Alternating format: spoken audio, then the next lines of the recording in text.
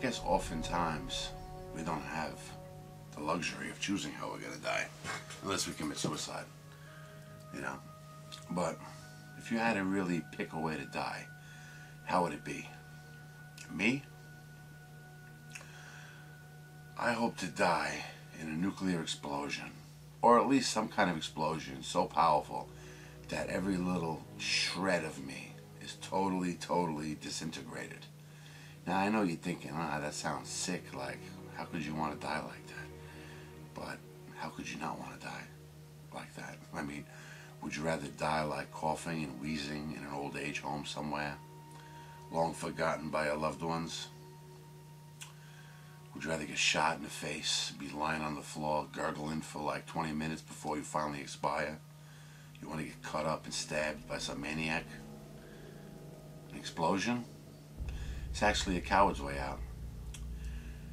Just think about it logically. Now please, I'm just talking here, so I have no intention of doing anything bad to myself or anybody. But when you think of death, like just picture you put like 10 sticks of dynamite around your head, and then you detonate them, and they all went off at the same time. Now that would look like, to observe something like that would be like, oh my goodness, oh, like how horrible. But really stop and think about that for a second. The instant they go off, your head would be vaporized. You wouldn't feel a thing, you understand? Because the time it would take to register the pain, it would all be over. You'd be in pieces. That's the thing about death photos. Especially if you see somebody go, like those faces of death things, or you see a lot of stuff on the internet. That glassy-eyed look, almost like a dead-eye expression somebody has, like the moment they're dead.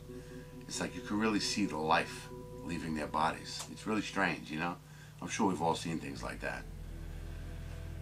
But I've also seen autopsy footage, and they cut across your head like this, and they peel your face down. It's like, oh my God. It's like, do you really want to go through that? And I know you're dead, you can't feel nothing, and it's I don't know. Perhaps it's stupid to even worry about stuff like that when you're alive, but I just think about it. Like with Earth Force, sometimes it's like you have such, I don't know, strong ideas. Your life seems to be going nowhere, but you feel you have a good idea maybe, or some good ideas that can help. But then you look around and it's like some days you want to save the world or help save it, and other days you want to like help blow it up, like destroy it. Let's just end this madness already. Let's just find out once and for all. Is there heaven? Is heaven true? Nah, let's just blow up everything, man. Let's just find out all at once together. Let's go together and find out. There's something romantic about that too. Everybody dying at the same time. It's kind of cool. It's like going on a vacation with the world into another realm, perhaps. I don't know.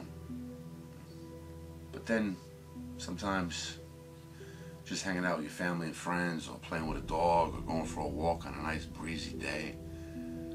It's like the little things like that that sometimes you can appreciate more in life, even more than the big, extravagant things you can do in life.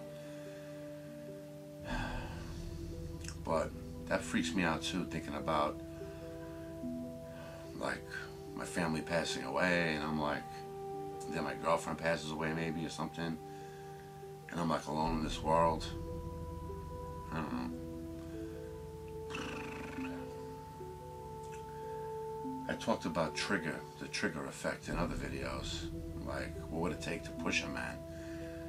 When you take everything there is about your life that you love, and it's gone all of a sudden, believe me, you're a shell of the man you were before all that happens. You're a different person.